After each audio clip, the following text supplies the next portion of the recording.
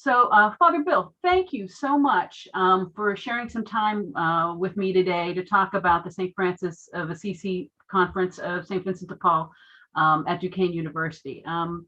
Your presentation after Bishop Zubik's Mass was so enlightening. I wanted to find a way to share it with a lot of other folks. I know that your position is chaplain and director of campus ministry at Duquesne University, and I believe spiritual advisor to the conference. Is that correct? That is correct, yes. And we have a very unique conference, a conference that is made up of college students. And it's a conference that we've had for over 25 years, I believe now. Well, I'd love to hear more about what the Vincentians, the student Vincentians actually do. I'll let you sort of take it away. Well, our group here on campus it does direct service to the homeless in downtown Pittsburgh. And 25 years ago, as I understand it, the group began under the Vincentian umbrella, the Vincentian ethos, because it really captured how the students wanted to approach the poor and approach the ministry to the homeless downtown. They wanted that framework, they wanted that spirituality, they wanted that grounding in something larger than themselves. So they reached out to the Vincentian community, and the Vincentian community very graciously accepted them into the fold, even though they are an unusual conference within the Vincentian family. And they have been going to the poor, the homeless in downtown Pittsburgh, again, for over 25 years now. Now, it changes, of course, as undergraduate students, they're only here for a short time. So many of the conferences, I'm sure, around the Pittsburgh diocese, the Vincentians have been there for years and years and years. Here, it hands over very quickly. From one group to the next, from one leadership team to the next. And it's really only a handful that consider themselves the Vincentians. Just probably 5, 6, 7 students. And they, in turn, every Sunday evening, they go downtown to the homeless population in downtown Pittsburgh. And they take food, they take clothing, they take toiletries, they spend time with the homeless, and they in turn take student volunteers from the campus. So our group here, our council here on campus, always says that they do ministry with 2 hands. One hand is out towards the homeless of downtown Pittsburgh, but the other hand is to the students here on campus, so that they can be kind of that conduit, that a student who wants to volunteer, who wants to do something, that they just simply have to show up on a Sunday evening. The food service company here on the campus provides hot meals.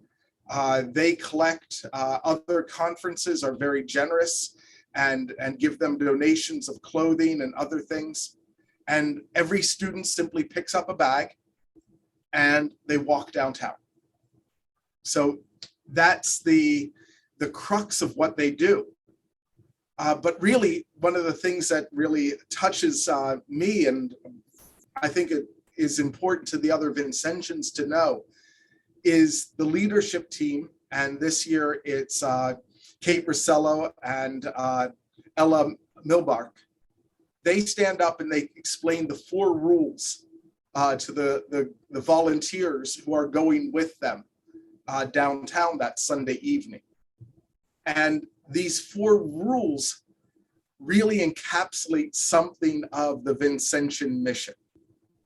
The first rule that they say is no phones.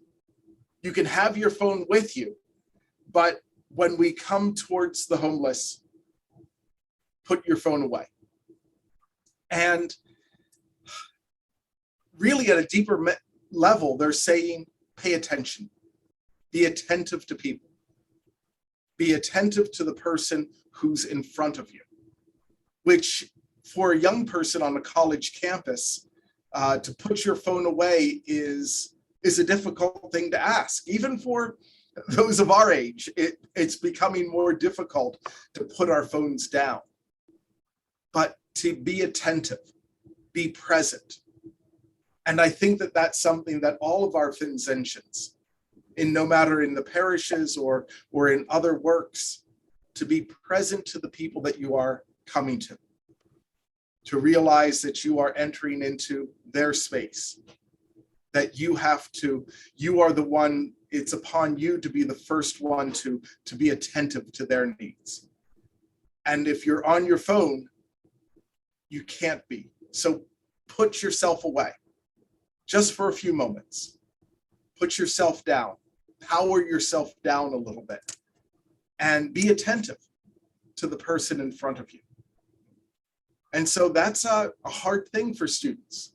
It's a hard thing for adults now to have that attentiveness to the people that we are approaching.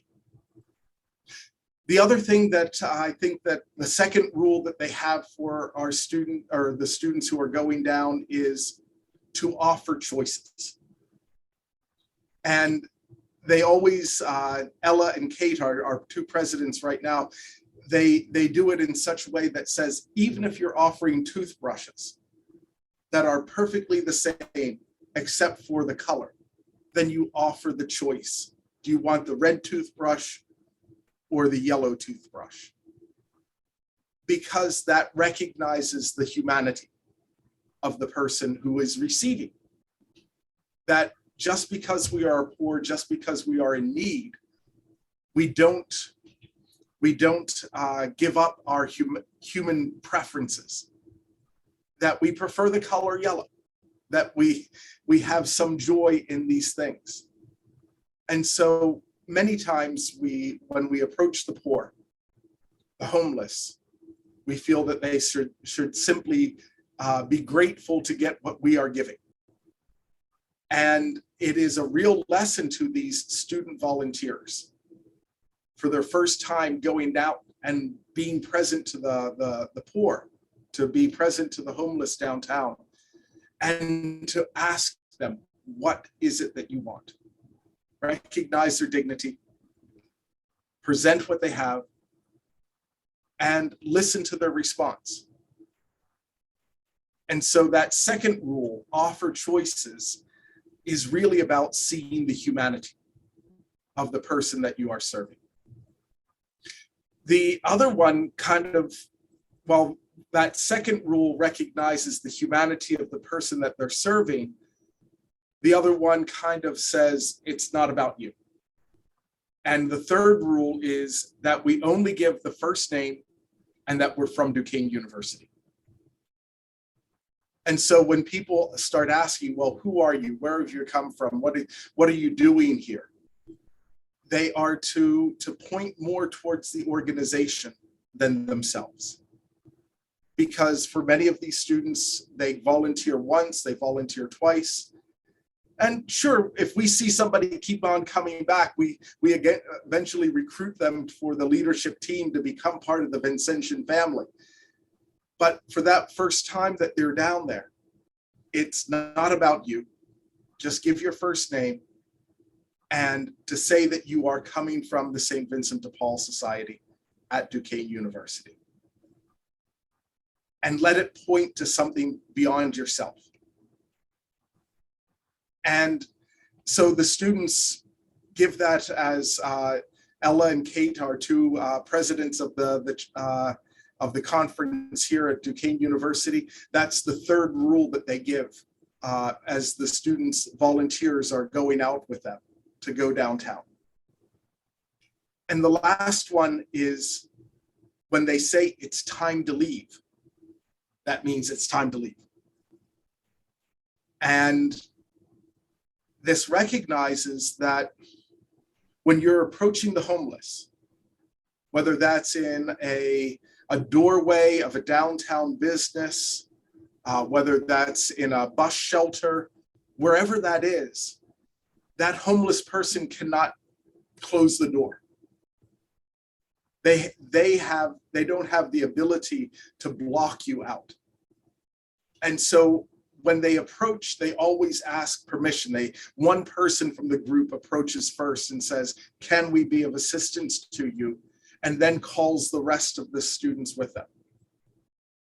Then when it's time to leave, when the leader says, "Look, we've overstayed our welcome. It's time for us to go," because this homeless person doesn't have the ability to close the door on us. So they have to be attentive to when a person's becoming overwhelmed, when they become short-tempered, when it's time that they've outworn their welcome. And I mean, that really is one that our leaders go right back to St. Vincent de Paul for, that they are your masters. You have to be attentive to them. And when they are telling you either verbally or non-verbally, it's time to leave, you have to leave. And our group really picks up on that phrase from St. Vincent de Paul. It's only for your love alone that the poor forgive you the bread that you give them.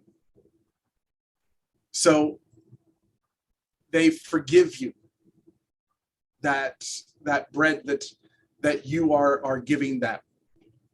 And yes, people aren't falling over themselves in thanks and praising you for the bread that you are giving them. They are, in fact, forgiving you, because that should have been with them all along. So the idea that when the leaders say it's time to leave, it's time to go, recognizes the humanity of the person that they're serving, recognizing that they are the masters in this, and that they have to be attentive to when they have outstayed their welcome and it's time to move on. So those are the 4 rules that our student Vincentians here on campus. On Sunday nights, they distribute the bags of different things, and you've got socks, and you've got t-shirts, and you've got the meals, and you've got toiletries, and each student has a bag that they're carrying down. And before they leave, these are the 4 rules that they ask them. When you're with our clients, when you're with the people that we're serving, put your phone away. Be present to them. Offer them choices. Lift them out of the bag. If it's white socks and black socks, offer them the choice. When asked where you're coming from, simply give your first name, but point more to the organization than to yourself. And then when it's time to leave, recognize that you've overstayed your welcome. It's time for you to go. And the poor will forgive you the bread that you give them. So that's kind of briefly our program here, our Vincentian program at Duquesne University. It's incredible. There's so many of the conference members and throughout the Society of St. Vincent de Paul here in Pittsburgh that have been unaware. I mentioned to you earlier that I've been sharing some of the stories that you just discussed, and they're just so surprised. What happens when the students go away for summer vacation, or they take a Christmas holiday? What happens to the service then? Well, that's when we call in the Vincentian alumni. So over Thanksgiving, when the students are off campus and gone away, the students who are present, who live in the Pittsburgh area, will call on former officers of the St. Vincent de Paul Society here on campus who have graduated and who still live in the area. So they will come in. And because the food service on the university won't be working, so they'll take over my house, they'll take over the kitchen, they will cook for the homeless. They'll cook 30 meals and take them down. Then even during the summer, they continue their service all through the summer, tapping into the few students who are local, and also to former students. That's incredible. Just the legacy that continues even when you're no longer affiliated with that specific conference. That's fantastic. I was just going to say, how does it affect the students? How are they changed by it? Are they moved by it after they volunteer on the Sunday nights? And some, yes. We always have a debriefing afterwards. They come back onto campus. There's a chance for people to come in and sit down and talk about their experience, what they saw, what they heard, what they experienced. And they walk from Duquesne University. They walk through the downtown, all through the cultural district, through Market Square, and back up. So sometimes it's just to have something either cold to drink during the hot months or hot to drink during the cold months, and a chance to debrief, a chance to talk about who they met. And for many of the people that they meet downtown, the student Vincentians, the leaders, have known them for months and years. And so they can tell some of the background stories, some of what they have pieced together week by week by knowing these people's stories. And it's a chance for those students then to sit down, to debrief, to talk about their experience. And in a way, because we're always recruiting those 4, 5, 6 students for whom it begins by just a chance to volunteer, and then they come back again, and they come back again, and it somehow captures them. It captures their spirit, and pretty soon the leaders start inviting them to come to the Vincentian meetings on campus. And if we can draw 2 leaders each year, just 2 each year, that from those who volunteer to join the Vincentian team on campus, then the whole thing perpetuates itself.